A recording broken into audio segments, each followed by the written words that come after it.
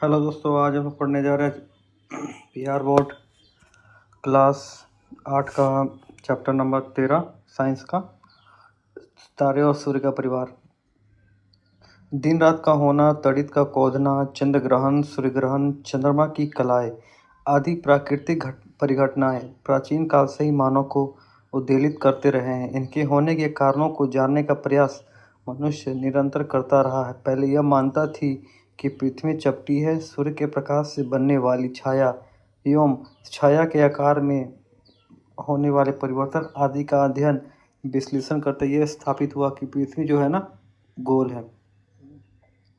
इस तरह पूर्व में मानता थी कि पृथ्वी ब्रह्मांड के केंद्र पर स्थित है तथा तारे, सूर्य और चंद्रमा जो किसी चादर रूपी आकाश पर पारदर्शी गोले के ऊपर जड़े हुए हैं, वे पृथ्वी की परिक्रमा करते। बाद में चंद्रमा की दैनिक गति और मासिक गति और तारों की दैनिक गति, मासिक गति और वार्षिक गति में आए परिवर्तन के अध्ययन के द्वारा यह देखा गया कि 4-5 ऐसे पिंड हैं जिन्हें खाली आंखों से देख सकते हैं, जिनकी गति अन्य तारों से भिन्न है। बाद में इन्हें ग्रह कहा गया, जिनके नाम शुक्र, मंगल, बृहस्पति, शनि, बुध दिया गया।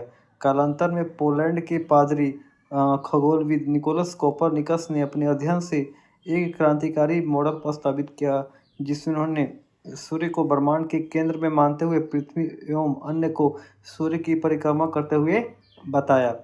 उस समय की सामाजिक मान्यता के विपरीत प्रस्ताव होने के कारण उनके कार्य का प्रकाश उनकी मृत्यु वाले वर्ष 1543 में हुआ। 1609 में गैलीलियो ने अपना दूरबीन विकसित किया। उनकी सहायता से उसने बृहस्पति के 2 चंद्रमा का प्रेक्षण किया और प्रेक्षण के निष्कर्ष के आधार पर उन्होंने इस अवधारणा को प्रमाणित किया, पृथ्वी सहित सभी ग्रह सूर्य की परिक्रमा करते हैं। इस तरह वर्तमान अवधारणा एक लंबी प्रक्रिया का परिणाम है।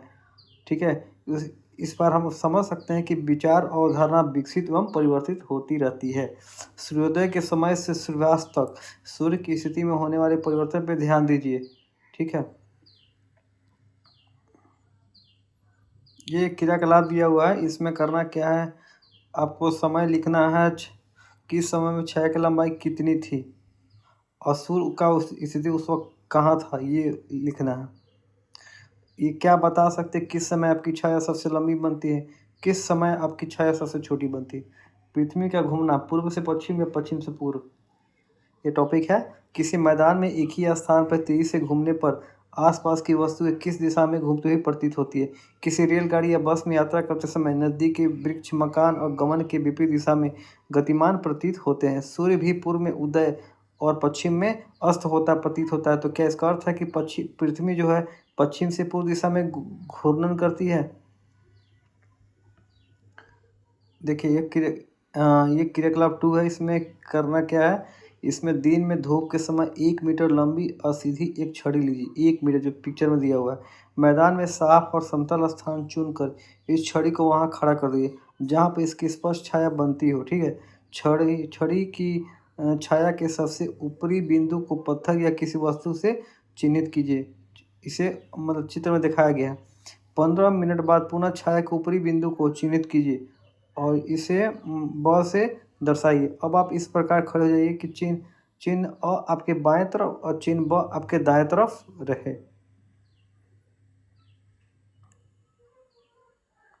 अब आपका मुख किस दिशा में होगा, बिंदु अ से बिंदु बी की ओर एक रेखा अपने साथी की सहायता से खींची। इस प्रकार जो रेखा प्राप्त होगी उसकी दिशा क्या है।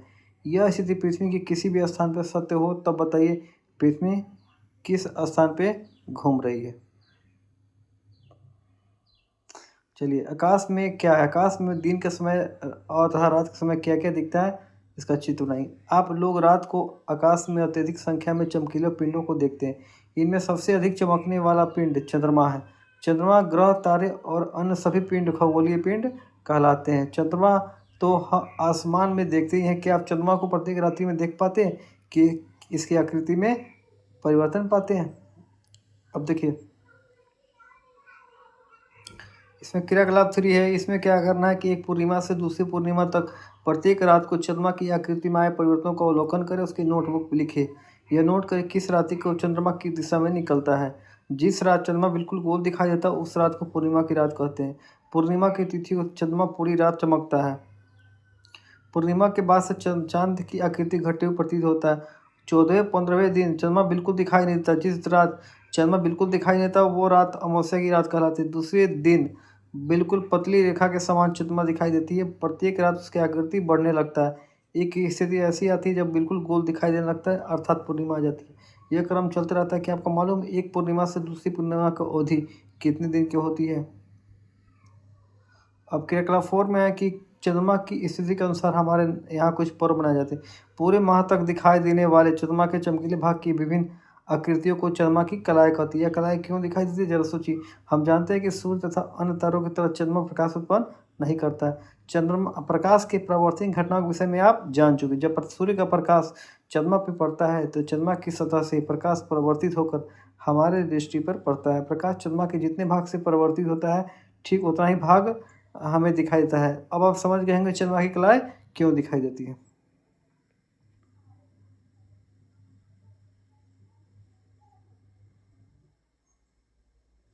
ये पिक्चर में आप देख सकते हो, चंद्रमा की कलाएँ आप देख सकते हो कौन सा दिन क्या होता है।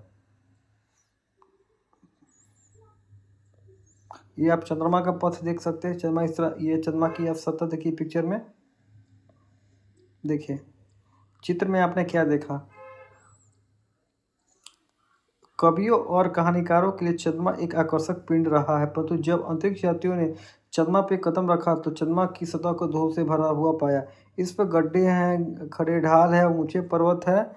आप चंद्रमा पर जाना चाहें क्या? चंद्रमा पर एक दूसरे की आवाज़ सुनाई पड़ सकती है। क्या आप जानते हैं चंद्रमा पर पहली बार कदम रखने वाले नील आर्मस्ट्रॉन्ग जो 21 जुलाई 1969 को चंद्रमा पर पहुंचे, उनके साथ एडविन एल्ड्रिन चंद्रमा पर उतरे थे।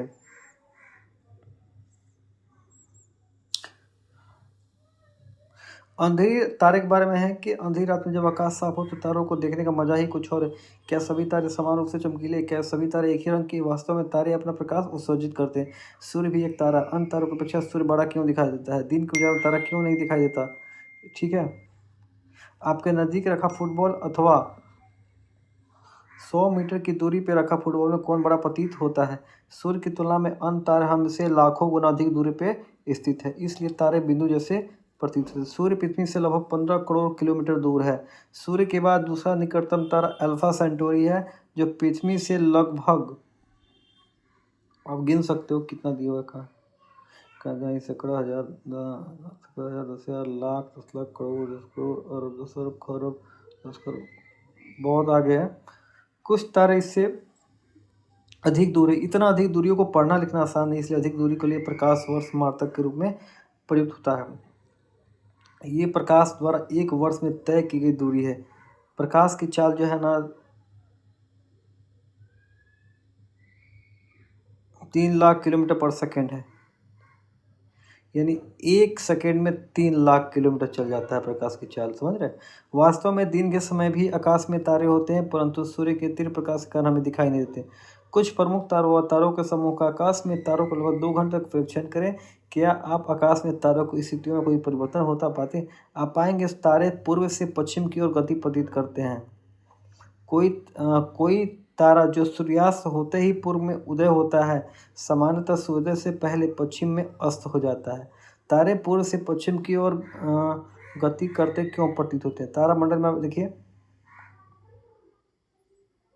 देखिए रात के आकाश में तारे रोशनी के छोटे छोटे बिंदुओं में नजर आते हैं। आसपास के कुछ तारों को एक साथ देखने पे आपको उनकी अलग अलग छवि दिखेगी। तारों का यह समूह तारामंडल कहलाता है। दिखने तारे भले ही आसपास दिखे लेकिन है बहुत दूर। यहाँ कुछ तारा समूह दिया गया है। क्या इन्हें रात्रि के आकाश में देखकर पहचान सकते हैं? ये 7 तारा आपको दिख रहा है ना, ये सप्तश्री है तारामंडल। अंग्रेजी में इसका नाम ग्रेट बियर यानी विशाल भालू है। इस तारामंडल में 7 तारे होते हैं जो इसे आप गर्मियों में रात्रि के प्रथम पहर में भी देख सकते हैं। अब आते हैं ओरायन तारा के बारे में। देखिए ओरायन तारा, यह यूनानी दंत कथाओं का मशहूर शिकारी है। बीच के 3 चमकते तारे उसकी बेल्ट है। फिर समिष्टा, यूनानियों को इन तारों के समूह में एक और खूबसूरत और ताकतवर रानी कैसियोपिया अपने सिंहासन पे बैठी हुई दिखाई देती है। क्या आपको ऐसा प्रतीत होता है?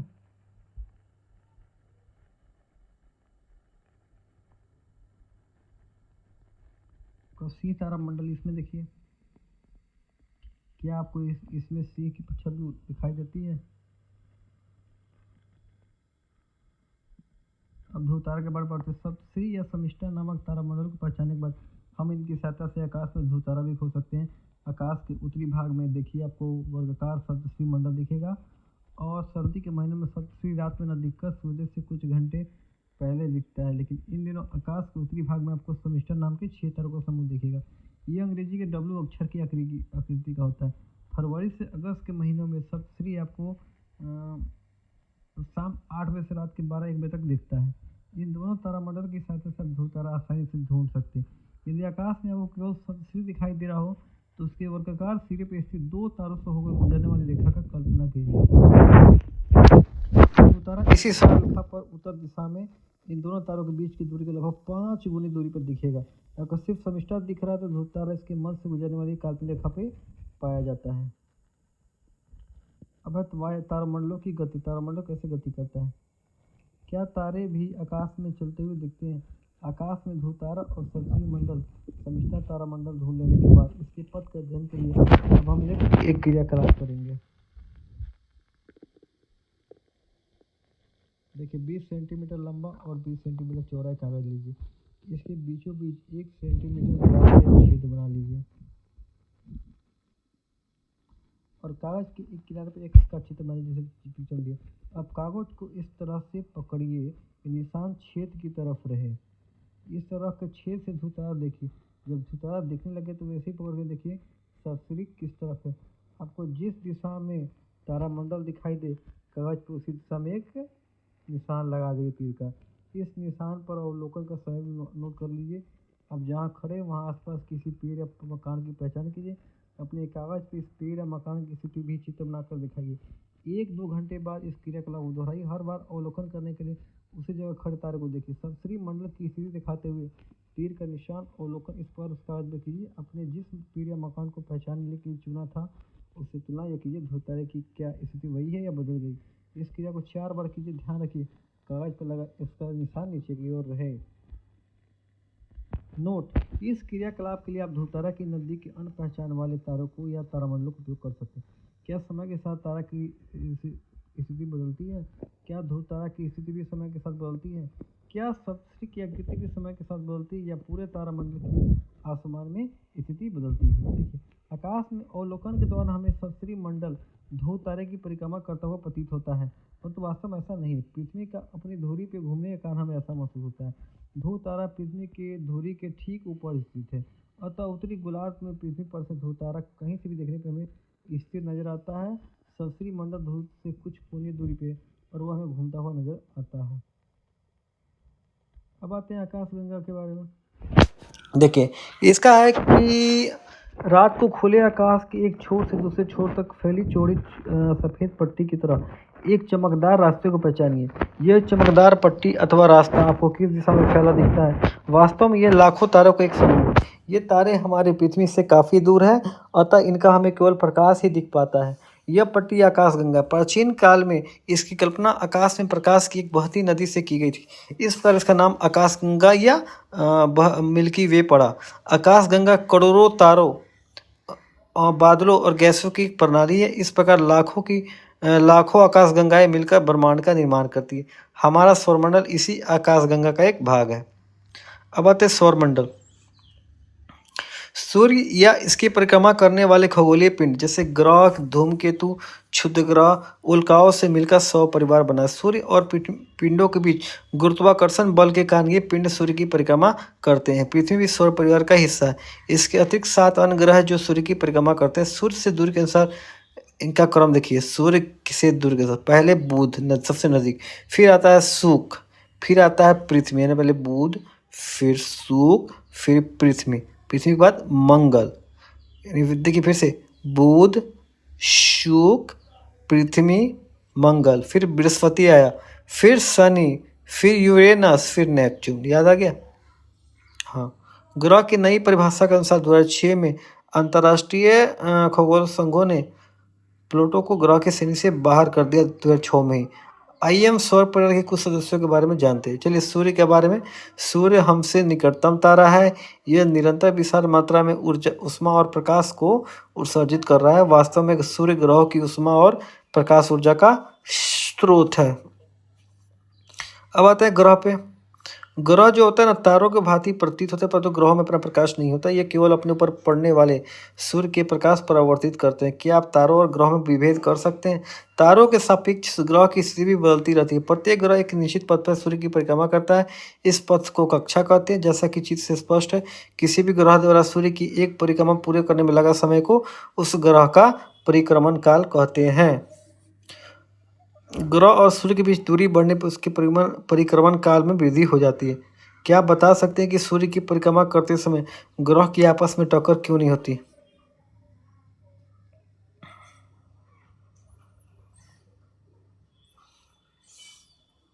देखिए, सूर्य की परिक्रमा करने के साथ साथ ग्रह लट्टू की भांति अपने अक्ष पे घूर्णन करते हैं। किसी ग्रह द्वारा एक घूर्णन पूरा करने में लगने वाले समय के घूर्णन काल कहते हैं। कुछ ग्रह की परिक्रमा करने वाले खगोलीय पिंडों को उस ग्रह का उपग्रह कहते हैं। चंद्रमा पृथ्वी का उपग्रह है। बहुत से मानव निर्मित उपग्रह अंतरिक्ष में छोड़े गए हैं जो पृथ्वी की परिक्रमा कर रहे हैं। इन्हें कृत्रिम उपग्रह कहते हैं। आइए हम ग्रह के बारे में जानते हैं। पहले बुध। बुध सूर्य के सबसे निकट ग्रह, यह सौर परिवार का लघुत्तम ग्रह है। सूर्य के सबसे निकट रहने के कारण अधिकांश समय सूर्य की चकाचौंध में छिपा रहता है। इसका परीक्षण कठिन है, परंतु सूर्योदय से तुरंत पहले, सूर्यास्त के तुरंत बाद इस ग्रह को क्षितिज पर देखा जा सकता है। बुध का कोई ग्रह नहीं है। शुक्र ग्रह पृथ्वी का निकटतम पड़ोसी ग्रह है। यह सबसे अधिक चमकीला है। शुक्र पूर्वी आकाश में सूर्योदय से पहले और सूर्यास्त के बाद पश्चिमी आकाश में दिखाई देता है। सूर्य का कोई उपग्रह नहीं है। पृथ्वी सौर परिवार का एकमात्र उपग्रह है जिस पर जीवन का अस्तित्व ज्ञात है। पृथ्वी पर जीवन होने और उसके निरंतर बनाए रखने के लिए विशिष्ट पर्यावरणीय अवस्था उत्तरदायी है। इसमें पृथ्वी के सूर्य से उचित दूरी भी शामिल है ताकि पृथ्वी पर वही ताप, परिसर, जल की उपस्थिति, उपयुक्त वायुमंडल और ओजोन का आवरण बना रह सके। पर्यावरण की सुरक्षा के लिए आप क्या कदम उठाना चाहेंगे ताकि पृथ्वी पर जीवन को कोई संकट न हो? देखिए, क्या बता सकते हैं? अंतरिक्ष से देखिए तो पृथ्वी किस रंग का प्रतीत होता है? पृथ्वी के पृष्ठ पर जल के कारण प्रकाश परिवर्तित होता है और नीली हरी प्रतीत होती है। पृथ्वी का एकमात्र उपग्रह चंद्रमा है। पृथ्वी के विषुवत वृत्त से परिचित है। विषुवत वृत्त के तल को पृथ्वी का विषुवतीय तल कहते हैं। जिस तल में पृथ्वी सूर्य की परिक्रमा करती है उसे पृथ्वी का कक्षीय तल कहते हैं। जैसे कि चित्र में दिखाया गया, दोनों तल एक दूसरे से 23.5 डिग्री कोण पर झुका हुआ है। इसका तात्पर्य है कि पृथ्वी का अक्ष अपने कक्षीय तल से 66.5 के कोण पर जो है झुका है।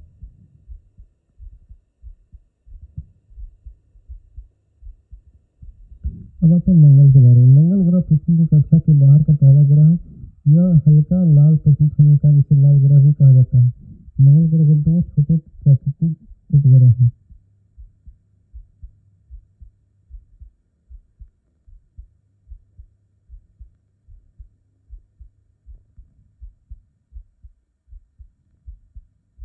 बृहस्पति, यह सौरमंडल परिवार का सबसे बड़ा ग्रह है। लगभग 1300 पृथ्वी को इसके ग्रह के भीतर रखा जा सकता है। इस बात से आप इसकी विशालता का अंदाजा लगा सकते हैं। बृहस्पति ग्रह का द्रव्यमान पृथ्वी के द्रव्यमान से लगभग 318 गुना है। यह अपने अक्ष पर अत्यधिक तीव्र गति से घूमता है।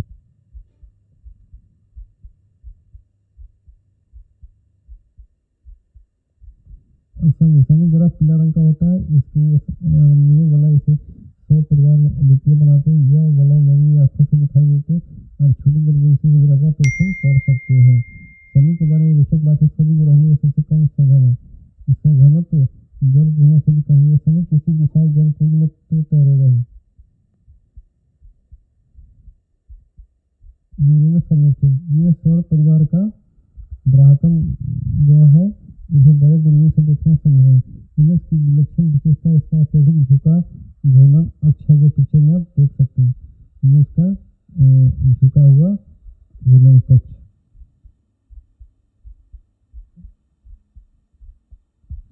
इसके परिणामस्वरूप यह कक्षीय गति करते समय अपनी पृष्ठ पर लुढ़कता हुआ प्रतीत होता है। सौर परिवार के प्रथम 4 ग्रह बुध, शुक्र, पृथ्वी, मंगल अन्य 4 ग्रहों की तुलना में सूर्य के अत्यंत निकट है। इसे आंतरिक ग्रह भी कहते हैं। आंतरिक ग्रह में बहुत कम उपग्रह होते हैं।